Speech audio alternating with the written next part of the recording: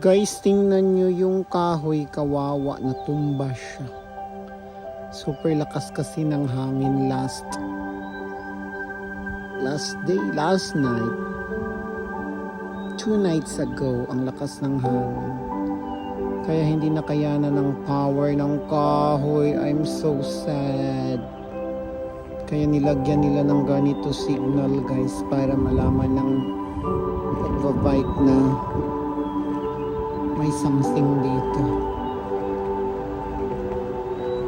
Lakaran lang to ng tao, guys, pero may nilagay talaga silang signal. Ganito dito ka safety. Tingnan nyo, guys, super laki ng kahoy. Natumba. Super kawawa siya.